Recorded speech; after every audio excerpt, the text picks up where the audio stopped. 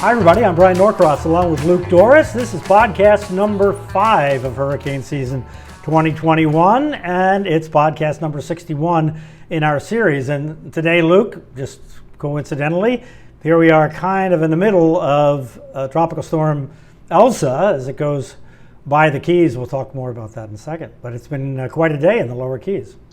It has been rough weather down there. Just saw a gust of 70 miles per hour. Right, and we should talk about sustained winds and gusts because the gust factor is actually nominally 40%. So if you have 40 mile an hour winds, that puts the gust. You have 50 mile an hour winds, that gets you up to 70 for the gusts. If you have 40 mile an hour winds, it's something less than that. So you get hurricane force gusts or close to it with relatively modest sustained winds. That's the difference between a gust is only 3 seconds long, where a wind is averaged over, a sustained wind is averaged over a minute. So, different thing. Anyway, we'll talk more about that in just a second. So today we're going to talk with Robbie Berg, who's a hurricane specialist and communications guru at the National Hurricane Center. Robbie writes some of the best technical discussions of anybody at the NHC, although if you read the technical texts that come out with every advisory, which is the forecaster's thinking and an explanation of the models and the data from the hurricane hunters and all that, they're always well done. But Robbie is really great at it. We spoke with Robbie a couple of weeks ago about how the hurricane specialists craft the advisories, the cone, and how it might or might not change in the future, and lots more about work going on behind the scenes at the National Hurricane Center. We'll have that conversation with Robbie here in just a few minutes. We're recording this podcast on Tuesday, July 6th, 2021. Unbelievably, the year is more than half over. If you're listening at some point in the future for the latest weather, tune to Channel 10 in South Florida or local10.com, where we stream all the Local 10 newscasts all day from 4:30 in the morning to 11:30 at night. And the Max Tracker Hurricane app will keep you up to date on the latest on any tropical systems. And the Local 10 Weather Authority app will have the current weather information. And if you go to local10.com/hurricane, you can sign up for a newsletter from me. You scroll down to the middle of the page under the picture of the Local 10 weather team, and you'll see a box there. You put in your email, and then when I do a tropics update, which I do just about every day, in fact, I have been doing it every day with Elsa and other things going on in the tropics, you'll get it emailed directly to you. So, okay, Luke, Elsa has passed Key West, I guess, as we're recording this early in the afternoon on Tuesday. And so you've been monitoring the weather. So you had the 70 mile an hour gust we just saw. What else has happened in the lower Keys? Well, something that's interesting with that gust. So we have our reporter, Ian Margol. He's out live on Duval Street as we start the noon newscast. I'm on first, and then we go to Ian after that, our live reporter. So I'm on, and I'm talking about the weather, and there's a bad band that had come through the Keys. And, the gusts were going 60, 62, 70, 60 for a stretch of time. This wasn't just a quick little blitz and then it was done. And this is the Key West Airport, right? You're talking about the Key West Airport. This Key West Airport, at the International Airport. Yeah. At the same time, we were also getting reports from the Weather Service office from Key West, and they were at 56 mile per hour wind gusts. So there's a lot of weather going on there. On radar, there was a band that was marching up toward Big Pine and some of those some of those locations. But that's what was moving through. So I'm saying it's been rough down there. Then, right after that, we go to our live reporter, and he's in a gentle rain, and they're laughing about it because they say that this is our biggest wind damage, and they zoom in on a broken twig on the ground. So it was a disconnect there from the reports that, they're miles away at the airport, and they're away from the ocean. But that's the nature of the bands of a tropical system. Inside the bands, actually the air is sinking to some degree, so you actually get any kind of the significant weather is kind of squashed if you're inside them.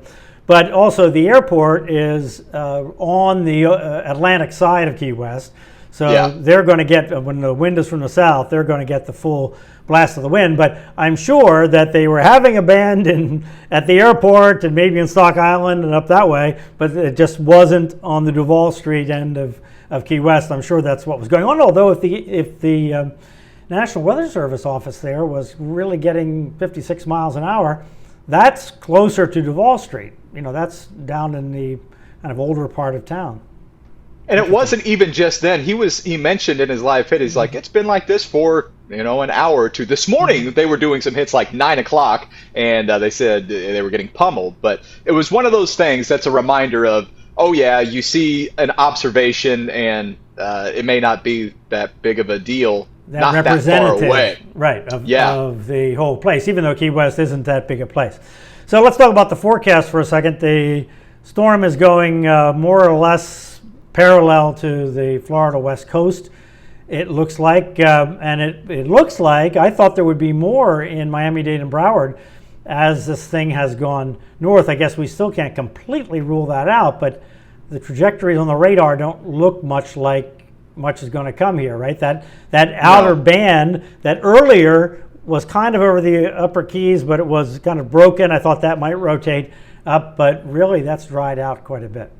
Yeah, it's awfully fragmented. The rain shield, the kind of envelope of rain, is nosing into, and just light rain, not even really a band to speak of, just a shield of rain, is nosing into western Dade County, but it doesn't look like much. Out in the Everglades. We knew this.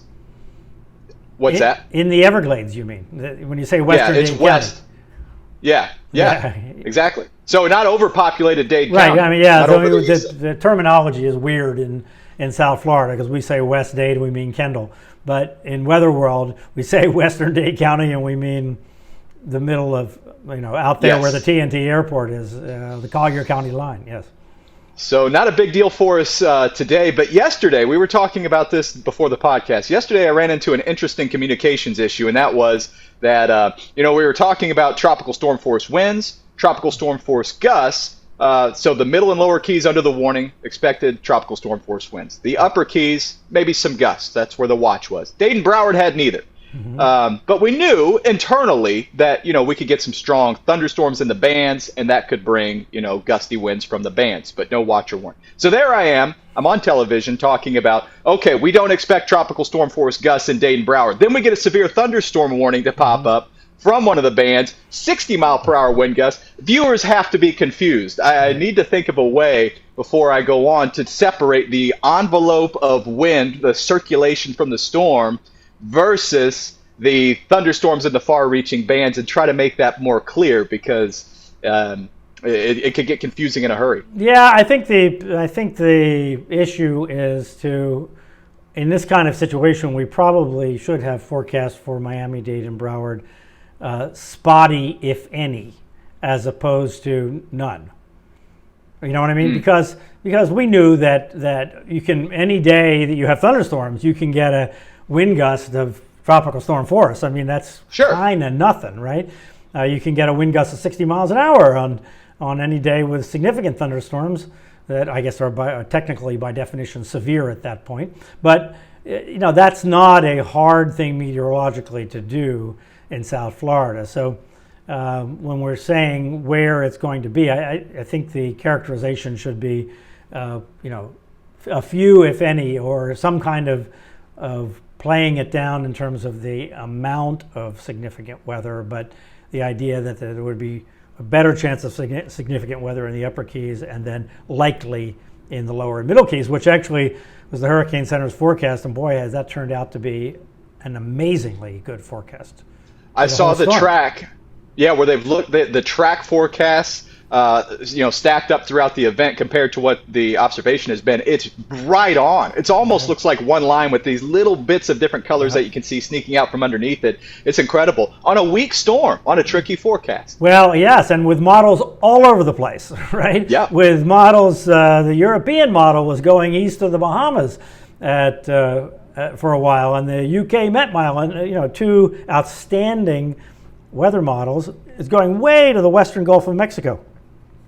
But they hung with the average right down the middle, and I think once again the GFS, the American GFS model, is going to be the one that had the best idea, not that it was always exactly right, but had the best idea for this storm once again, which was the case last year during hurricane season. So so Elsa remains lopsided, and we're ahead, by the way, from last year. Elsa, the Right. fifth. It's the earliest E-storm on record, so we're already ahead of 2020. Lopsided storm. It's still sheared. The low level, the mid level, they're separated. Now it rakes up the Gulf Coast of Florida, and with it being so right side loaded, it's going to just bring bad weather all along. And with its time over water, the latest comb and forecast from the Hurricane Center brings the possibility that it could nudge up near hurricane strength. 70-mile-per-hour tropical storms currently forecast, but up in a vulnerable area, getting near Tampa, and then the surge impacts, of course, a concern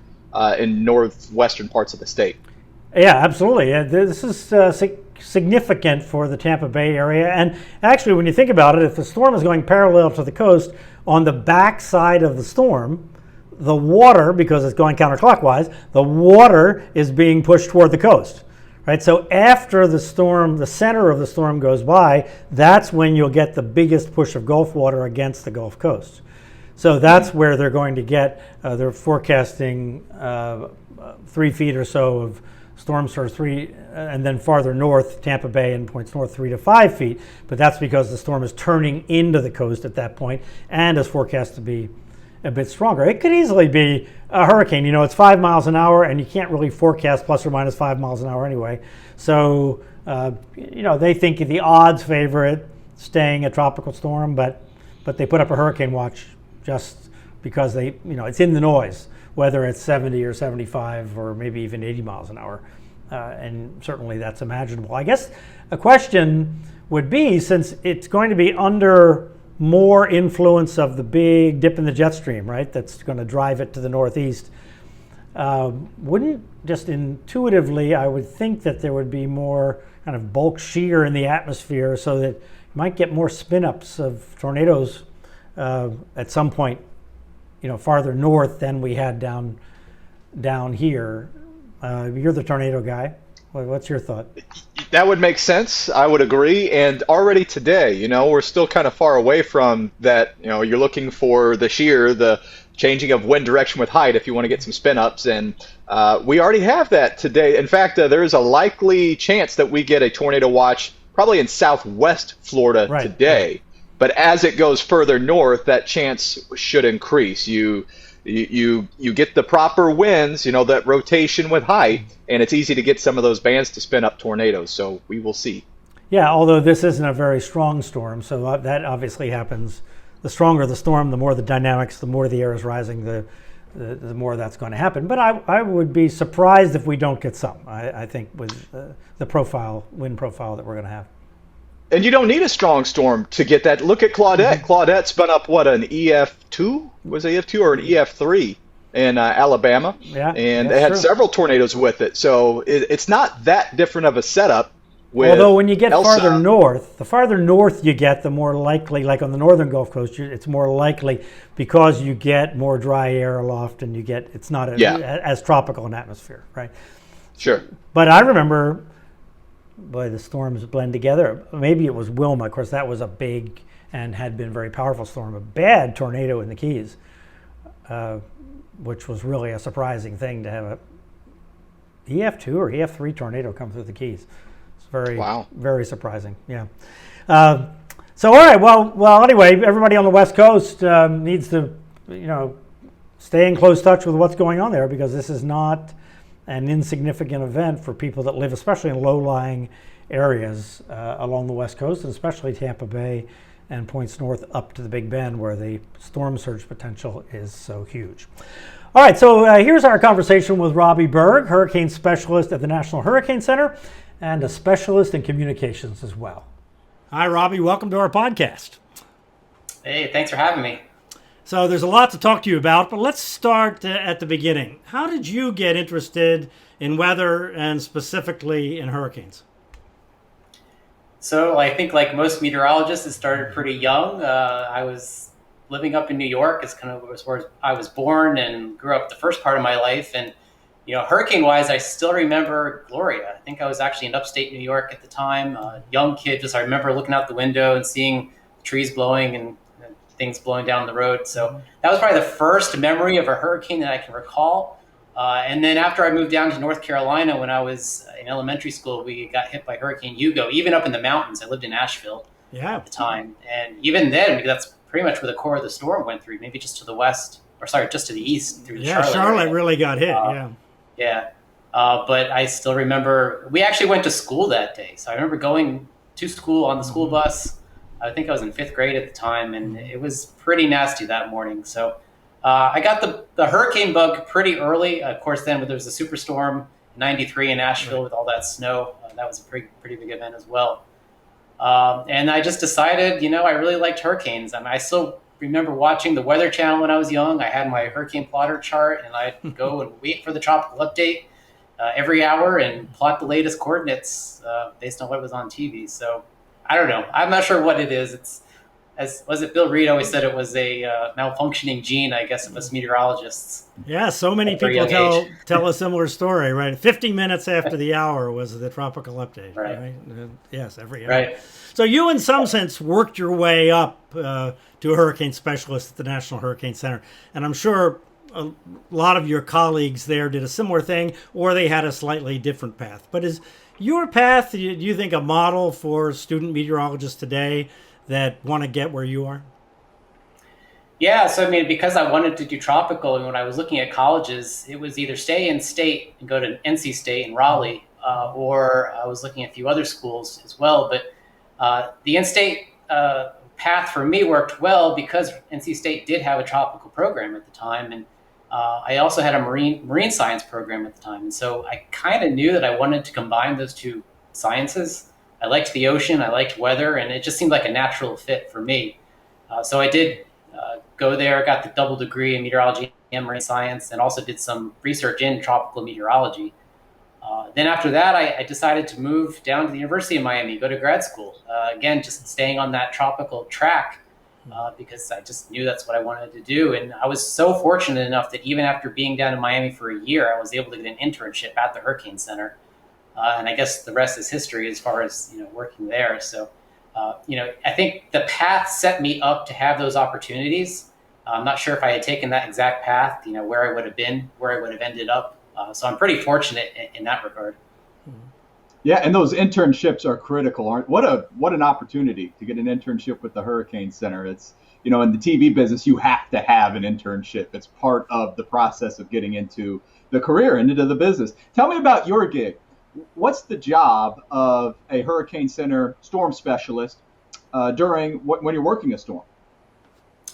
Yeah, so, we put out the advisories for all storms, the Atlantic Ocean and the Eastern Pacific Ocean. So, as we ramp up to the peak of the season, it can get quite busy.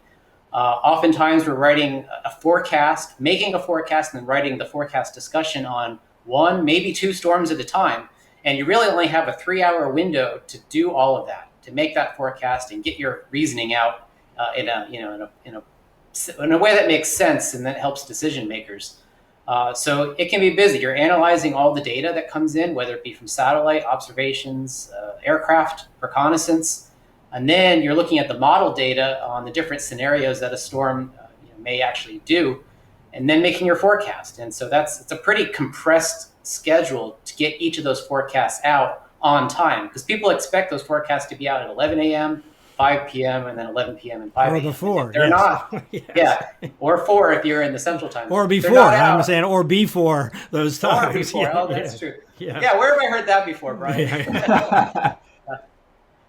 So it's a high octane job, when we have big storms, when we have multiple storms, because there's really not a whole lot of time to rest, and you're just always on the go. And for me, because these storms don't know what time of day it is, I'm working shift work where it could be a day shift. I'm getting up extra early to go into the office, or I could be working an overnight shift where I'm getting in about 10 p.m. and working through the dark and trying to drive home in Miami traffic in the middle of morning rush hour when you're completely tired. So the schedule's always changing this time of year. I can imagine that's got its own challenges as well, but just the pressure cooker of when an event is unfolding and you've got a lot of data to go through, you have to write. And that's, you mentioned that a big part of your job is outside of meteorology, correct? It's in the writing part, and you have to write clearly. And as you say, in a way that people understand. That's not an easy skill. You've got complex things that you're trying to distill, and in order to keep it coherent, I imagine that's a challenge, and the Hurricane Center is very good at that. So is that a skill that you have always had, or did you acquire that after working for the Hurricane Center? Yeah, I mean, so as forecasters, it's something you kind of learn on the job. I mean, you can make a great forecast, but there's the nuances in the forecast that really only get conveyed in the forecast discussions that we write, or the briefings that we provide to whether it be the media or emergency managers. There's nuances to that forecast that really takes those other avenues, to get out effectively. So I've learned a lot of that, through the years doing these forecast products. But there was a time about 10 or 11 years ago where I really did start getting more interested in the communication aspect of forecasting. And so back at the time in 2010, there was a workshop called WAS-IS, which is Weather and Society Integrated Studies. It was a workshop that they held out in Boulder, Colorado. And so I attended that workshop, and it kind of started me on a whole new path. So I didn't diverge from the meteorology, but I started getting more interested in social science and communication, and how do you get out an effective forecast and communicate that effectively. So I actually ended up going back to school, and I got a master's degree in communications from Johns Hopkins University. I did the whole thing online while I was working still at the Hurricane Center. So it was quite a busy few years trying to get that degree, but I really think it's helped immensely just to have some of that information in your back pocket, to know some of the skills and best practices when it comes to trying to communicate that information, whether it be to the public who maybe don't understand some of the scientific information, or some of our users that are a little bit more savvy in understanding how to craft a message to suit their particular needs. Yeah, we'll talk more about the whole communications thing in just a little bit, but the forecast discussion, which of course for us is the thing we go for. We glance at the top line of the advisory, the top line information, and then we're all about the forecast discussion. But do you sometimes have a sense that I mean the real stuff is in the discussion and is less so in the advisory, and maybe there might be some other way to do it to get more of that nuanced stuff? Or do you just think that the media, people like Luke and I and Betty and the rest of us on television and on radio and online, are the way to kind of combine the discussion and the advisory and get it to the public? Yeah, well, I mean, we call the whole thing a forecast package for a reason, I believe, right? Because it's not just the discussion, it's not just the forecast itself. Really, everything that we provide at, say, 5 p.m. is meant to be taken together. They complement each other, they feed off each other. So, I make a forecast, I write a public advisory, which is more of the kind of high-level basic information on the storm. And then there's the forecast discussion, which is the supplemental, in-depth, get in the forecaster's mind part of that forecast. And even as I'm doing a forecast, as I'm clicking on my screen to put the forecast where I think the storm's going to be after the next 5 days, I'm already thinking in my head, what is it I'm going to say as I'm typing out that discussion? What is it I want to convey? What's the most important thing about this forecast that I really want to get out there? So, it's not just individual elements. I'm really thinking about the whole thing as I'm putting it together during that 3-hour span. I can imagine, since it has to happen that fast. Well, we do the same thing too when we put together maps, right? Putting together for television. Now, are the hardest days, do you think, of your job when there are a lot of storms, like when the Atlantic and the Pacific go crazy all at the same time, or when the storms are super consequential, when you have an Irma out there, or something that like Matthew that was kind of paralleling the coast and was a kind of a nightmare of communications because the cone is over the land, but the storm is offshore. And right. Is there one or the other, or is it just all kind of difficult and just different? So they are all different. Although I would say, because I keep talking about this 3-hour window, that's the limiting factor. So I could have a big impactful storm making landfall, and if it's the only thing out there, we've got plenty of time to make the forecast. There's many of us on shift, at least 2 or 3 of us on shift, do decision support, talk to the media, do briefings, make the forecast, do everything that's needed, coordinate within the Weather Service, and we have plenty of time to do that. The problem is when we start getting 4, 5 storms at once, we're kind of limited on resources, both with the people we have available, because we have to staff 24 hours, and then also the time.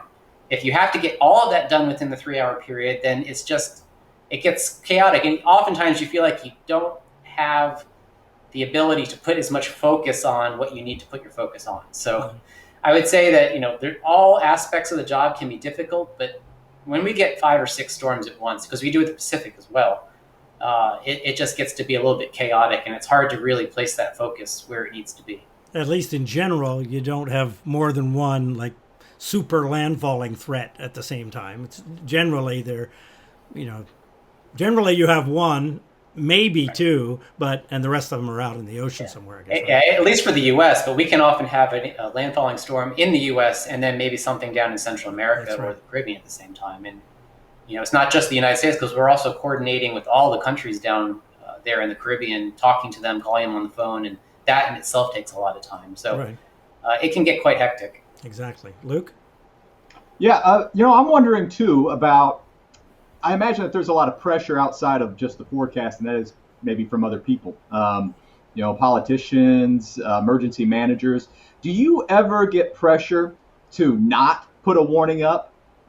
These warnings can be very consequential as far as evacuations and everything else that goes along with that. Does that ever happen? So I wouldn't say that we get pressure to not do those things. On one hand, I would first say that the forecasters are pretty well isolated. Not that we don't understand what's going on around us, but that's kind of a sacred seat. When you're the forecaster on duty, everyone really does try to give you your space, give you your room to think about things, make your decisions without some of those outside influences bothering you and affecting those decisions. But what I will say is, because we are aware of how impactful those decisions may be, we don't just put up hurricane warnings or storm surge warnings willy-nilly. We're already talking to local officials. We're talking to local National Weather Service forecast offices so that people are kind of aware what might be coming up. If there are some disagreements on what might need to be put out, we can try and hash that out beforehand.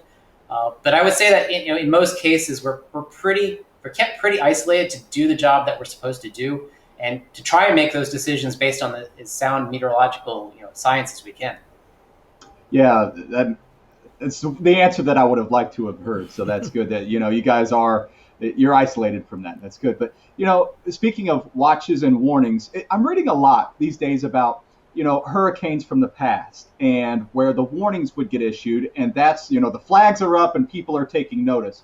But as years have gone on, in the media and with apps, there's more and more focus on the cone. Has that changed the impact of watches and warnings?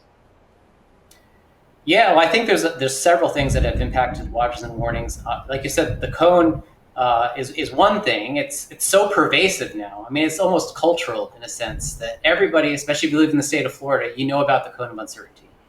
So it's one of the first things that's shown on TV when there's a storm. It's one of the highlights on our website when there is a storm. So everybody sees it, yet people don't always know what it really means. And so I think people are trying to make decisions off of that one particular product when those decisions probably shouldn't be made off of that product itself. The other thing I'll say, though, is that we're in a different world now where, back, you think about in the 70s and 80s, where the watches and warnings were almost the only type of information out there. There was a very basic forecast, and watches and warnings were put up along the coast. And that's mostly what the message was for people, that there's a hurricane coming, you have this amount of time to get ready. Now you think about, we're in a world where there's multiple types of products being disseminated by multiple different types of entities. It's not just the Hurricane Center, it's not just you guys in the media, but we even have all the amateur meteorologists, I'll say, on social media. So now think, if you're somebody in the public, who are you supposed to listen to? We'd like for them to listen to us. I'm sure you guys would like for them to listen to you, but I'm not sure that they're always listening to the trusted sources. So that becomes a problem where if you're getting all this conflicting information, you really don't know who that trusted source is. You really don't know who you should be listening to. Yeah, it's almost like we're at a point where the science has outpaced our ability to give a cohesive message. The messaging, the communication is the hardest part of the endeavor of a hurricane forecast. Is there anything that we can do about this as far as the cone, the watches, the warnings, going to the trusted source. It's ultimately the job of those of us on television to relay the Hurricane Center's forecast. But I imagine you battle some of that too, where you have people that are on the media and maybe they're offering their own opinions and things can get murky. Anything that we can do about this? That's a good question. I don't have the answer, off the top of my head, because social media is a very tricky thing. There's so many bullhorns out there, and I don't know how you silence the few that shouldn't be as loud as they are.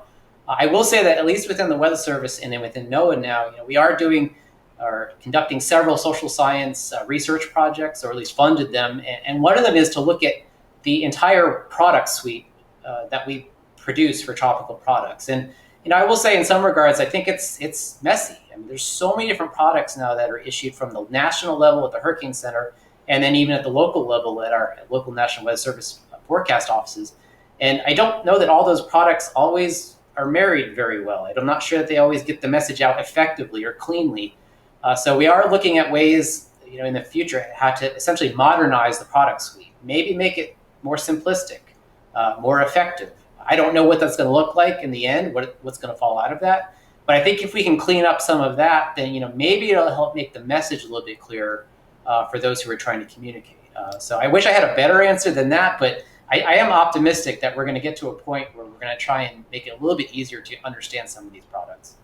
Well, yeah, because you have so many different layers of communication, right? I mean, you have just the natural bias that people have and all the different varieties of personalities involved and so forth. Some people are just so ready to jump on something bad that's going to happen, and other people are 180 degrees opposite, is they will deny that anything bad could possibly happen, and that they respond differently to the same sort of risk messaging stimuli, right?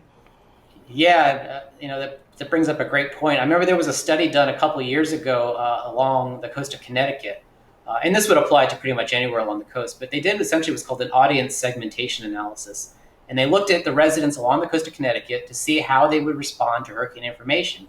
And as you'd probably expect, as you were just saying, people span the gamut of the first out. In other words, they get some information, they're told to evacuate, and they're out of there. And that's a certain percentage. And then you go to the other side of the spectrum, and there's what we call the laggards, where they're just not going to do anything. Nothing is going to move them. It doesn't matter what our message is. We can beat the drum as hard as we want, and they're just not going to leave. So think about it. Then you got everybody in between. So we're trying to put out messages to tell people what we think they should do before a storm. And yet the reception of that message is not going to be the same from person to person. So this is a tough nut to crack, is how do you craft the message so that you're getting as many people as possible with the understanding that you're probably not going to get everybody.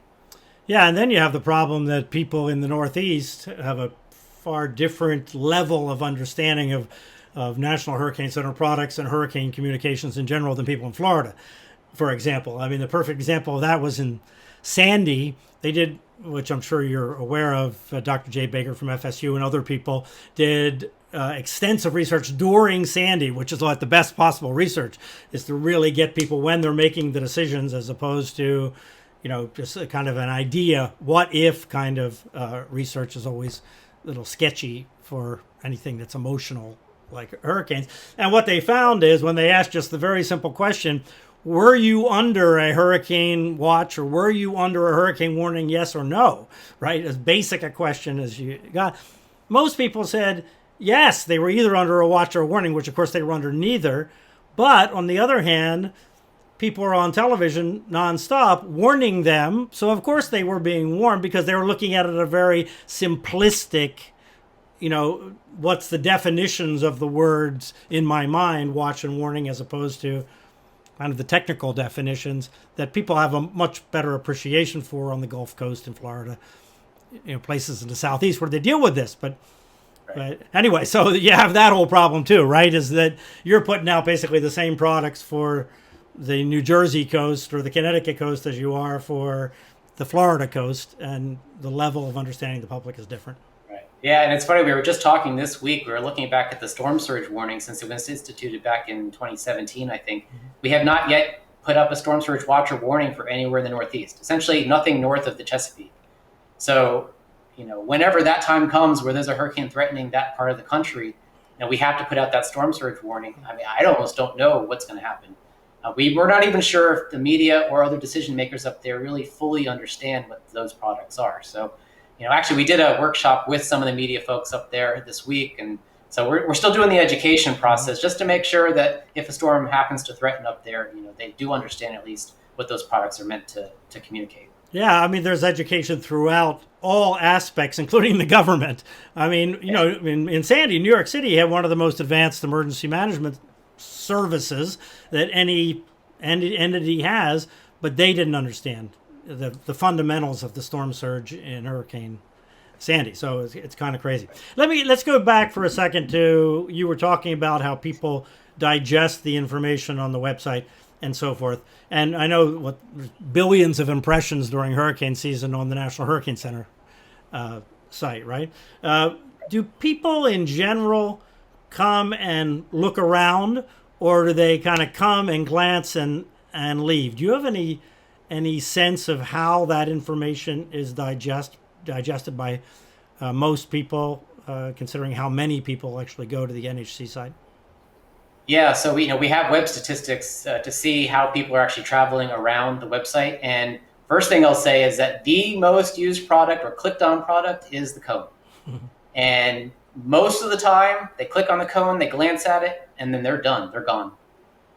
So that's, again, part of the problem is that there's all this wealth of information, and yet people are focusing and putting all their decisions based on that one product. But yes, in general, people aren't spending a whole lot of time on the website. Yes, you have your power users. They'll be on there looking at everything. But for the most part, they're just not. And actually, I was talking about the social science projects earlier. We have another one ongoing now that's actually looking at how does the public use the website. And it's really interesting. This is the type of social science I've actually never seen before. They're doing what's called journey mapping. So in other words, they create these almost like avatars of what a person might look like. And then they kind of simulate what that type of person might do if they got to the Hurricane Center's website. What might they be looking for? What might they click on? And ultimately what's going to happen is we're going to get all this data back from this particular project. It's going to hopefully give us an idea of how should we restructure the website so that a general person from the public who may not understand a lot about hurricanes in general can find the information they need. The website was built by meteorologists who understand the information. It was built for us. We knew how we wanted to organize things, and now we expect people to go there and find what they need. We're trying to flip it the other way now, so that based on someone from the public who's not an expert, how can it be structured based on best practices of other types of websites? How can we structure it so that they actually can find what they need? So I don't know, we're going to get such great information from these projects. It's just different ways of looking at things that we've never done before. Yeah, I remember surveys, and I think it had to do with the television screen back in my day, where they would track people's eyes to see where they looked on the screen first and how they digested the information and all that kind of thing. It's a similar idea to what you're talking about, is trying to understand how people use the product. Yeah, we did that same sort of thing with the eye tracking with some of the storm surge products that we developed, even just to figure out where do you put the legend on a map, because people's eyes will focus on different parts of a graphic, and we all skip the legend. Nobody looks at it. Nobody wants to read it. So we at least wanted to put it on a part of the product that we had the highest chance of them actually seeing. Exactly. Show the bright colors, right? That's what everybody looks at. Right. And then they make their own, the assumptions of what it means. So you did something, Robbie, that I wish I had done, honestly. You talked about this briefly, is that after studying meteorology and marine science, you pursued a master's in communications, which I imagine has tons of utility. I wouldn't have known that as a college student, but I see it now as I'm in the field of meteorology. What prompted that? Yeah, so again, it was weird. I was pretty much focused on just the science, the meteorology, getting the master's in that and just pure tropics. And that was great. But then, there were some just changes in my life, and, I started exploring a few other things, and I'm not sure. I don't know where that bug got planted, but this whole social science aspect and the communications, I just really took off with it. Kind of as you said, I really wish back in in college, I had kind of known about it back then. In fact, I would really say to anybody who's in college now and might be watching, really think about these other fields that you might be able to at least dabble in, because I bet you down the road in your career, you'd be able to use it and apply it. It's not just all about the meteorology. I mean, we're all weather geeks. We all love it. But if you're able to pull in these other fields, whether it be computer science or social science and things like that, it'll really serve you well in the end. Ultimately, the job of most anybody that's in meteorology is to communicate to somebody else. Would you recommend, after having gone down this path, to anybody that's in meteorology, that's studying meteorology, even if they're not going to be a broadcaster, would you recommend that they study communications?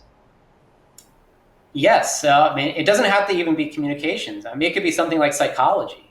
I mean, what are we doing weather forecasts for? Why are we making weather forecasts? It's for the people that need it, right? And it's people. But we have to understand how people behave, how they think. That's all psychology. I think, Bryan, you mentioned some of these cognitive biases, how people think about things, the things that they latch onto in their mind, even subconsciously. We have to be aware of that stuff. We can't just assume that we put the forecast out and it's going to be understood or used appropriately. So, whether it's communication, psychology, behavioral psychology, I mean, any of those types of fields, I think they would just do wonders for people to understand how people actually work and how they take in information that they're given. I'll tell you a little story along these lines. It's been, I don't know, it's nearly 20 years ago or something. Anyway, I was honored at FSU. They designated me graduate of distinction of the year in the Arts and Sciences, School of Arts and Sciences. I think it was 2002 or something. Anyway, it was a long time ago. And they invited weathercasters that had graduated from FSU to come for kind of a celebration and so forth. And they called me up and said, when the dean recognizes you, would you say something nice about FSU, because there might be some media people there? And I said, well, of course I'm going to say something nice. Well, so I get there, it's a room full of people. I'm sitting with these other graduates of distinction, including some guy that used to run the NSA and somebody else that invented a cure for cancer. And anyway, it was, this very distinguished group. And the dean gets up and says, well, you all enjoy your dinner now, and then we'll hear from our keynote speaker, Bryan Norcross. And I said, nobody told me I was going to give a talk here. So while I was chit-chatting at dinner with the ex-head of the NSA and the guy who created a cure for cancer, the other half of my brain was going, what am I going to say? What am I going to say? What am I going to say? Right? And anyway, so I got up after they introduced me, and my little talk was that, I'm, because I have a kind of meteorology and communications master's, I said, what I'm here to tell you is I don't care what you study at this university, that you ought to learn how to communicate.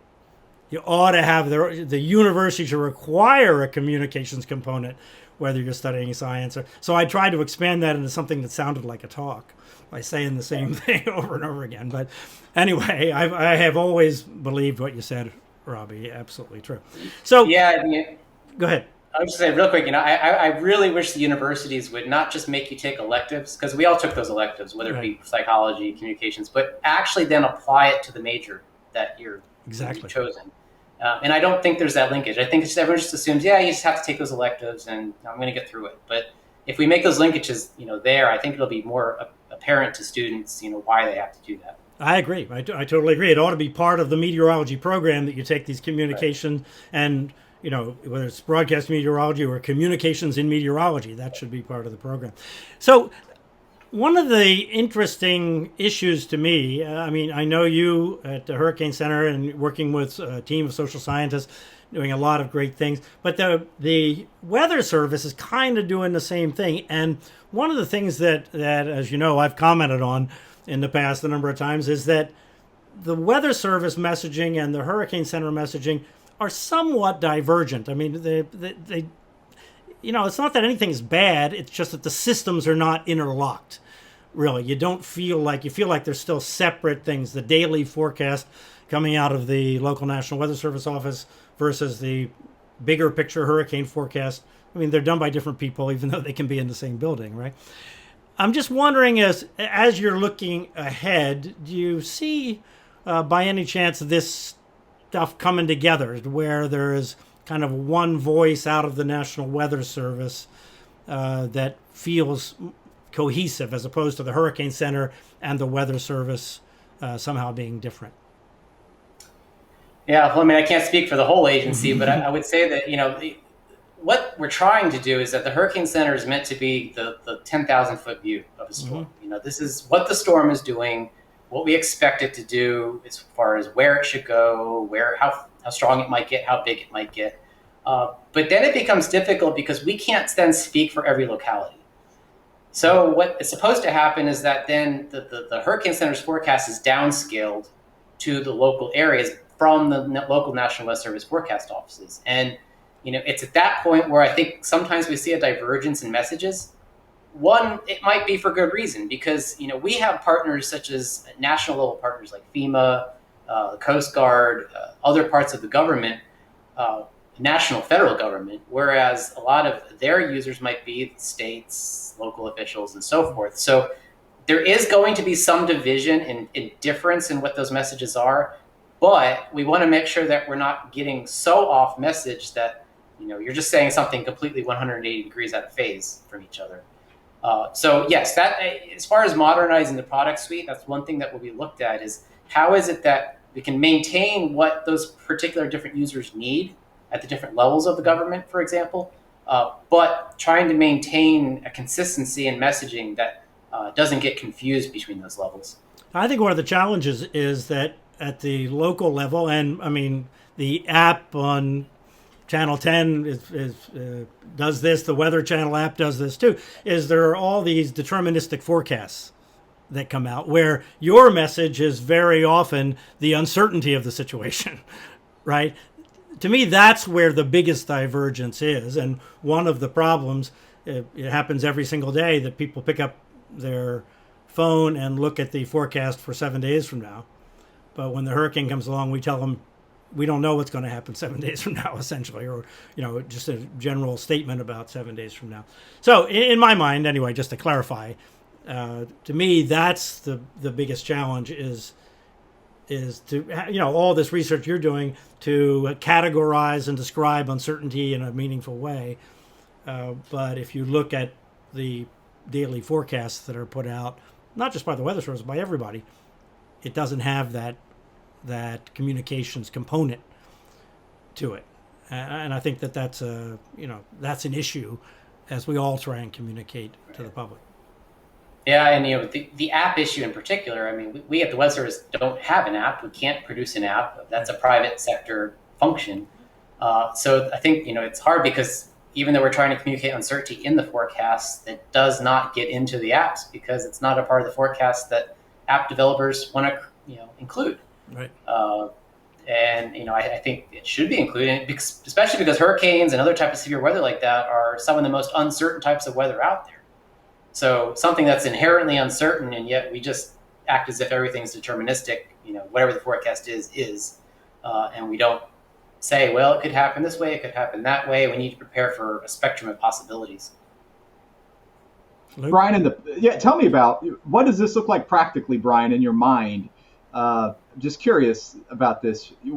Would it be, you talked before about you have to break away from normal things whenever there's a high impact possibility. Mm-hmm. So with this that you're talking about, if there were a cohesion between the National Hurricane Center and the National Weather Service, would that be somebody would click on the National Weather Service forecast and it would be probabilities of hurricane force winds and no temperatures and no rain chances? What's that look like in your mind? Well, in my mind, the idea would be that there's a certain window of time that people need to be thinking about something besides the details of the forecast, whether the high is going to be 85 or the high is going to be 87 or 80 is irrelevant if a hurricane is coming. So I've proposed a variety of ideas of turning the forecast into what stage in the process. This is the day that we need to be prepared for so-and-so, combining emergency management messages into the forecasting process, telling people that this is the threat time like we do on television, where we don't try and forecast if a hurricane is coming or not. We just say depends on, like for the weekend, that's what I did that in Andrew for the first time. Depends on Andrew. I put that up on Wednesday before Andrew, which came Sunday night. So I think that the most important rule of communications is the Marshall McLuhan philosophy of the format in this case, or the media as the message was his, but the format is the message. So if you change the format to something radically different, you're implying that something is very different, and it has an intrinsic value. I don't know, Robbie, does that make sense to you? Yeah, I mean, and I would say that at least from the Weather Service perspective, it's hard to understand how somebody is supposed to go and find information they need personalized to them. Mm-hmm. And I don't blame them. I mean, you go to the Hurricane Center website and you get a large-scale forecast about the storm, but then what? Where do you, based on where you live, what does that mean? Then you have to hunt and peck around and figure out, which WFO makes your forecast, where do you click on the right map, and it's like a maze. And it's no surprise that people, lots of times can't find the information they need. And so, we need to do a better job with that. We need to make one cohesive, infrastructure that allows people to find the information they need for where they live or whatever point of interest they might be interested in, without having to hunt and peck around for it. So in that regard, I say we have failed. I mean, we need to fix that before the communication gets any better. I agree with that. And, we touched on this earlier about, the media. I kind of want your thoughts on our end, how we do, because this idea of having a cohesive message, that's on us too, on the broadcast end. And that's what we're supposed to do, is take the Hurricane Center forecast and maybe explain it and, draw it out and make it more localized to our area. But it's the Hurricane Center forecast. But, there are a lot of meteorologists across a lot of the nation and so many different stations, and they don't have necessarily the training that the Hurricane Center forecasters do. And maybe they put their own spin on the message, or they relay it, or they offer their own thoughts. And I wonder if it gets distilled or altered, or how much of this you see. I'm thinking of Laura last year. It's a prime example. You guys had an iron stomach at the Hurricane Center, a gutsy forecast, and it panned out really well. But everybody was kind of shaky when the Euro started to kick that thing left in its forecast. So my question is this a struggle? Is the media side a struggle? Maybe we do well. How well do you feel the message gets across from the media, generally speaking? Well, as far as like those types of forecasts with Laura, I think, what a lot of people don't understand is that, we have a tried and true method for the way that we forecast, and that includes conservative shifts in the forecast from cycle to cycle. So yes, the European has had some great years. It's been a great model. It's still a great model, but that doesn't mean it's always right. Mm-hmm. So even when we see a trend or a shift in one particular model, like the European, we like to see that trend continue, both in time with that model and other models keep up with it at least. And with Laura, we didn't see that. Okay, so even then we made very slight conservative shifts, and lo and behold, everything came back and ended up being where our forecast was. So that way that we do that forecasting, it's the way it's been done for years, and there's a reason for that. It's because we don't want to be chasing models from cycle to cycle, or else we'll be caught off guard. And in this particular case with Laura, if we had gone where the European had gone, that would have meant a lot more evacuation in Texas, specifically the Houston, Galveston area. And so they saved up both a lot of money and resources by not having to make those evacuations based on the forecast. So every model has its good day and bad day, I suppose. And it takes that expertise to understand how you actually use those tools and not just jump on every shift from cycle to cycle. Yeah, but the media in general, we need to be cohesive, just like the other entities do with the National Weather Service and the National Hurricane Center.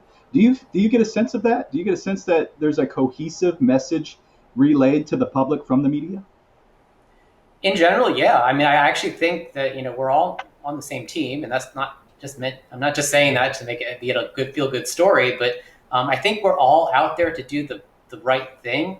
I think sometimes where we run into problems is the focus. What's important with the storm? I mean, I'll say from our perspective is we think there's too much a focus placed on, naming systems. What's the name of the storm going to be? What's the next name on the list? And we don't even have a storm formed. I mean, look here. Everybody assumed that this system we have in the Gulf of Mexico, was going to get the next name, and then we had something form off the eastern seaboard that got the name. So we jump to these things and it seems like that's where our interest lies instead of what the actual forecast is. And I think that's the most frustrating thing for us, and where I wish that we were a little bit more on the same page and focusing on what's most important at the time. Yeah, and I agree. I still sometimes see like deterministic wind speeds that are offered on television that, you're going to get 55 mile per hour winds in location X and 103 in location Y. And you see stuff like that. But in general, that's a good thing to hear. Robbie, let's talk about the cone. There's a lot of talk about the cone and maybe changing it or replacing it or leaving it the way it is. Tell us your take, and tell us too, you mentioned this earlier, about the big project that's underway about the cone's future. Yeah, so first thing I'll say about the cone is that nothing is going to change fast. And the reason I say that is because there's all this talk about we should get rid of it, just scrap it, start with something new. But frankly, it's like taking candy away from a baby. I mean, I swear if we were to just remove the cone, you would hear screams because everybody's so used to it now. It's like one of those pieces of communication that whether they like it, they hate it, whether they understand it or not, it's there. It's pervasive. People know it. They see it. So we can't just get rid of it. But what we have to do is assess how are people using it? Do they understand it? And based on that information, what kinds of things can we do to make it better or modify it? And so that's what we're doing now. In fact, we just finished a big project where we had always historically talked to emergency managers in the media. And we kind of have a good sense for how those two communities use the cone. But we haven't talked to other users that we also know use it. And that includes the shipping industry, the maritime industry, oil rigs off the coast of Louisiana, for example, the aviation industry, the tourism industry. There's all these different economic sectors that we never, ever talked to. So we actually just finished up a project with those sectors to understand what kinds of decisions are they making, do they understand the cone and how they're making those decisions, and all of that information is being fed into helping us decide any types of changes that we might want to make. There are also some external research projects being done at this time as well. Other entities are looking at the cone, trying to assess how the public is understanding it. So I think I say it's kind of a multifaceted project, and it's not just us. We have all different parts of academia taking a look at the project, and eventually we're going to have to just kind of assemble all of that data and try and figure out what's the best way to couch this information so that the greatest proportion of people understand it. We're never going to satisfy everybody. In fact, Bryan, I think you and I were talking that we saw some comments on social media on something about the cone. Yeah. And go to my Facebook page. Opinion. Yeah. You'll want to shoot yourself. Go to my Facebook page. There's so many opinions. Yeah. And so, we can't chase opinions, unfortunately. We all probably have a way we'd like to see it, but really it's our charge to create something that, again, the highest or largest proportion of people will understand and can actually use. So I don't know what this product is going to look like in 10 years, but it's going to take a concerted effort, not just from us, but working with you guys in the media as well, to try and figure out what should we be displaying, what should we be putting out there for people to consume in order to decide what they should do before a storm hits. Can you characterize, how many people, what percentage of people, whatever, understand the cone beyond just the idea that it kind of shows the direction the storm is going, that understands what the width is about in some sense, or understands that bad weather can be outside of the cone, and sort of those kinds of fundamentals? Yeah, so I don't have a specific percentage. Some of the numbers I've seen, I was actually surprised that more people understood it better than I thought. It was actually a little bit encouraging, but unfortunately, there's still too sizable of a population that doesn't get it. Or that they look at the edges of the cone and they see, oh, I'm inside or out. Right. Now, I will have to say, though, is that I have even seen on TV it being miscommunicated. So it's not just absolutely. The public, right? Yes. It's also, how it's being communicated on TV. And I often have seen people say, oh, the cone has shifted and now this city is outside the cone. Well, that's not doing us any good if the people that, the public's coming to us for our expertise, and yet they're being told that they fall outside the cone and they're safe. So it's not just a public issue, unfortunately. I think it's just trying to figure out the communication of the product and understanding the product. Yeah, there are some things we're going to potentially look at. But one thing I've always thought about is, why do we have sharp edges on the cone? Because it almost enables people to look at this inside outside sort of thing. So, what if we did a more transparent cone that kind of faded out to zero or to full transparency on the edge? This way you couldn't say definitively I'm in or I'm out. You could just see that your risk maybe just depends on how much transparency there is to that product. So I think there's things we can do to try to alleviate some of these issues. It's just going to take us to, again, assessing and looking at through all this data.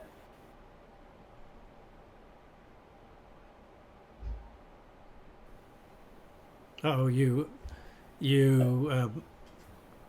froze there, but that's okay. So your last thing you said, looking through all this data. So I will just pick it up from there and I'll edit it out. Okay. Yeah. So, what we really have to do is just look through all these data to figure out what's the best way to create a product that suits the most needs as possible. If I understood you right, it sounds like this is going to take a good while to do. Is most of that time evaluating what you want to do, or is it related to the mechanical processes within, the National Hurricane Center, the National Weather Service, the whole weather distribution system, and changes that might have to be technical kinds of changes that might have to be implemented, in that area? Yeah, so it will be a multi-year process, because this is not the only project that's ongoing. We also have 4 other major projects, social science projects, that are ongoing, looking at things like probabilistic communication in general. The website one I talked about already. We have another project that's ongoing on something that's called the anchoring bias. In other words, as forecasts come out and they change every 6 hours, how do people take in that new information? Because what happens is the human mind gets stuck on the first thing you saw. Mm-hmm. Especially if you liked that message. Right, exactly. If you Yes. like that message, then, it's great, I'll stick with that. So even if there's changes, you just kind of tune it out. So all of these projects are, in fact, those 4 are finishing up this summer, at the end of the summer, I believe. So what the Weather Service then has to do is figure out, okay, these are the best practices, the recommendations that fell out of these projects. And we've actually requested that they provide us these kind of short-term, easy wins, things that we could change next year, versus these longer-term things that we know are going to take years to develop or figure out. This way, I think it enables us to plan in the coming years to make quick changes as needed, and then understand how we need to move forward, say 5 to 10 years down the road, because it won't all be fixed overnight. I mean, it's the government, right? So it just doesn't happen that way. But I think if these projects are going to all be kind of clustered together to give us a good sense of how we should be moving forward. Robbie, I got into meteorology. I never thought I'd be in hurricane country. I've always been a severe thunderstorm guy, a tornado guy. I grew up in St. Louis, and then I went to school in Oklahoma, and I was convinced that's where I would be. I worked for 7 years in Nebraska and was all about Great Plains and chasing tornadoes. Do you guys talk at all with the tornado guys at Storm Prediction Center? Because I look at their outlooks, and I wonder how that would work for hurricanes, where you have, it's a risk scale. It's like you're under, all it says is that you are at risk, and it's color coded, and it's over an area. And then it doesn't tell you what the risk is. All that it is you have a risk, obviously of weather, but you have to go deeper. It's layered before you can get to tornado. Is it tornado risk? It might be a moderate outlook with a low tornado risk, but a real high wind threat. You don't know until you go to the next layer. But the message is right there. You're under a certain number of risks. And I had a thought of, would that work with a cone, where you could still have your cone, but then let's say that the worst weather's on outside the cone. If you had a color scale that showed, you're still at, an orange risk, a moderate risk, or whatever you would want to call it, that's outside the cone. Let me show you why. This is where, and then they could investigate it and see, oh yes, it's flooding threat here, or the worst winds are outside the cone. Just wondering if there's any communication with the guys over there in Norman, Oklahoma at all, or maybe not.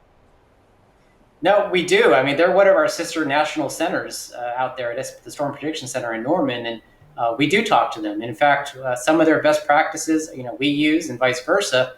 We watch to see the things that they do. How is it received? And frankly, I'll say that some of the recent changes to their scales, weren't very well received. Some of the words they used for their risk categories were not very well understood. No kidding. So in that regard, we look at that and say, okay, before we make any changes in that direction, we better make sure that that's the right way to go.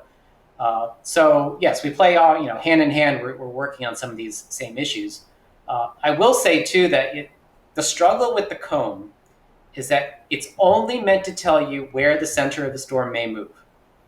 On top of that, with hurricanes, tropical storm, tropical depressions, we have many hazards that come with that. Wind, storm surge, rainfall, tornadoes, rip currents. I mean, there's a whole multitude of possibilities that might occur with that storm. And you just can't encapsulate all of those multi-hazards in one graphic like the cone. So the question is, what's the best way to present that information so that people who are at risk of a particular hazard get the information they need? I take, for example, say a tropical depression. Let's say it's a very weak system. It's not even going to strengthen. We're not forecasting it to strengthen. You're going to have a cone, right? It's just because it's a depression doesn't mean it doesn't get a cone. It still has one. But because it's a depression, we're not forecasting it to strengthen. That means there's really no wind field. There's no tropical storm force wind field with that storm. So what is the hazard you use to draw out that area? Now you might be concerned about rainfall or maybe tornadoes. And the way that area might be drawn, it's not going to look like a cone. So we're all attached to that cone, but remember, it's just where the center is going to move. So how do you make a visual display? And I'll say it, that looks pretty. That's not just a mishmash of colors and lines and all over the place that people are going to actually have trust in. And so I think that's where we are. And that's what we're trying to figure out is there's just so much information. And we have to try and create one graphic that tells the story at one particular time. Okay. Yeah. So I agree with exactly what you said, Robbie, is that it has to look good because it has to be simple enough that people get some impression of it, right? This is all about impressions. This isn't about facts, right? People are motivated by how they feel and what impression they get from the information. I mean, I got credit for saying all kinds of things during Hurricane Andrew that I never said. And because people had a good impression of whatever I was doing, they just had a good impression of it. So they had good feelings about it. That's just the reality of how people deal with information is if they have an impression that they are threatened and you're the one that gave them that impression, then the particular words, they don't remember the particular words, right? It's all about. And so, yes, simple and clear is the bottom line, but what does that mean is tricky. So just one more thought. This is almost a philosophical thing, but forecasts, I mean, and with hurricanes, as we go forward and we get better computers and better models and so forth, they're always going to have an uncertainty factor, right? Over time, the shape of the distribution is likely to change some, but there are always going to be, low odds, but high consequences tail, right, on the distribution. It's always going to be. I mean, do you agree with that? And doesn't it, in some sense, get harder to get people to understand that high consequence, low odds thing exists as forecasts get better, right? If people get too much confidence in the forecast and start believing it is so absolute, they kind of can forget that. But I think, just by the rules of chaos theory and the rules of physics, that there's always going to be, a fairly low odds but high consequences potential outcome for especially strong storms. Yeah, I mean, and some of the research has shown that we're possibly reaching some of the limits of predictability for these storms. We might be only able to forecast where a storm goes within a few miles or how strong it's going to be several days out. It doesn't mean we're not going to stop trying and making as good of a forecast as we can.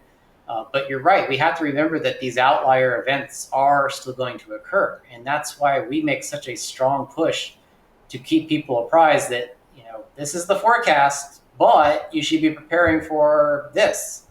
Because based on past storms we've seen, what we know a hurricane can do, we need to be prepared for that. So yes, we still get surprised. Did we expect Hurricane Michael to become Cat 5 before it hit the Panhandle? No.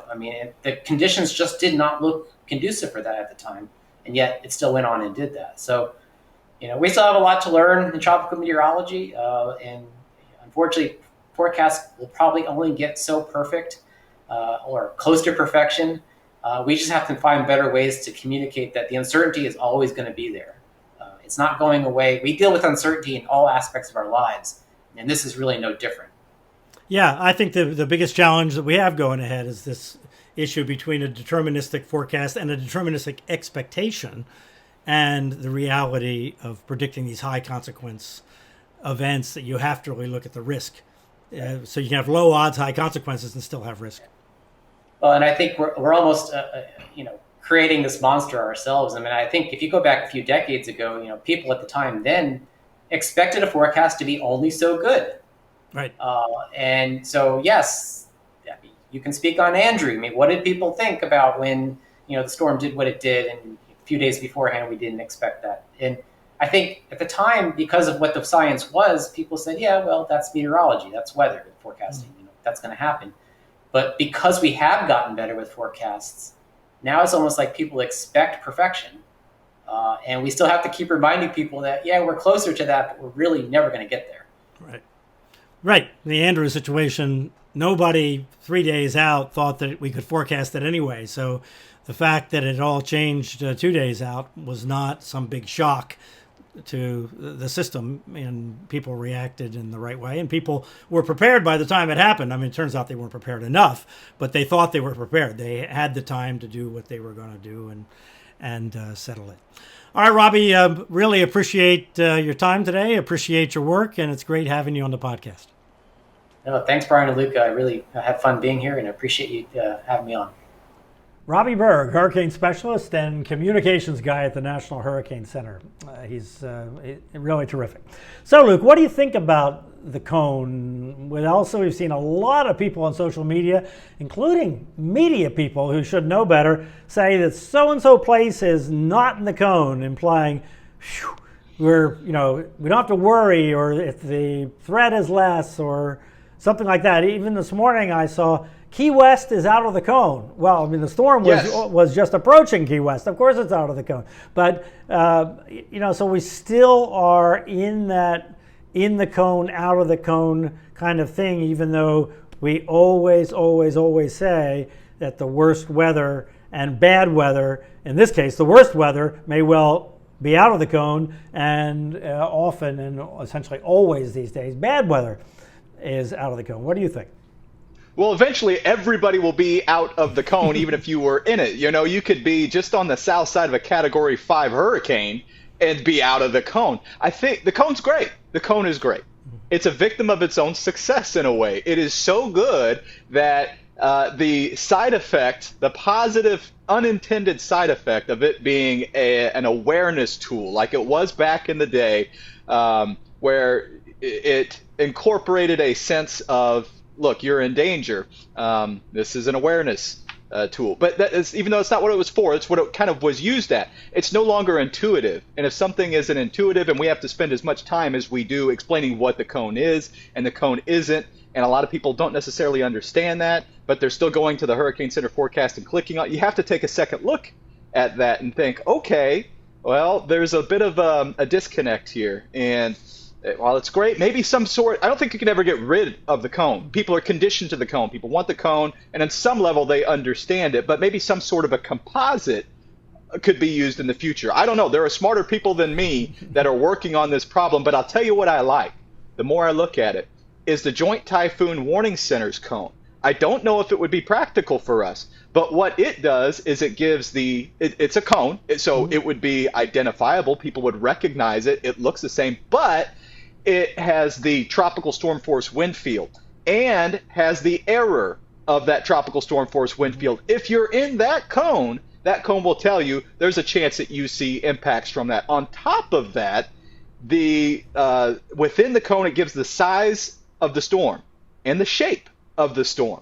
So it does everything that the cone does plus more, and you get all the information at a glance of what what a lot of people, I believe, think the cone tells them. But the Joint Typhoon Warning Center's cone kind of incorporates all of that. So I don't know, Bryan. It could cover up half the United States if we had a storm coming our way. Maybe it's not practical, but I like that idea. Well, yeah, so the Joint Typhoon Warning Center in Hawaii, I mean, they're really there to serve the Navy, right? So I think one of the issues is that their cone is designed for people that use it all the time and are trained to use it, where the National Hurricane Center serves the public in general and emergency managers and whatnot.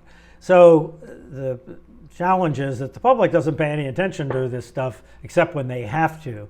So an average person on the coastline in a normal year might encounter the cone every few years. It's not, because they're not going and looking and keeping up to date every minute with what's going on with the storm. So having, the question is, what is enough information and what isn't? What is too much information, and where's the fine line? The Japanese Meteorological Agency, they have a cone that is also more complicated looking, much more complicated looking than ours. It provides more of that kind of information. And then they actually, they created cones back in the 50s that I never knew about until in the 2000s. So we just didn't have the internet. We didn't know all these things back then.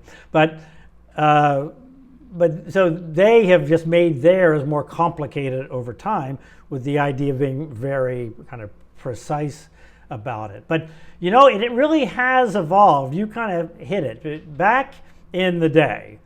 So back in the 90s and 2000s, the cone really told you to a significant degree, never 100%, but to a significant degree, whether you needed to prepare. First of all, when it first started, there were only 3 days of forecasts. So when we first started the current version of the cone, which was in 1996, because before that, the graphic software wouldn't support it. So in 1996, we did an ice cream cone-y kind of cone, and it was a big fat thing because errors were big.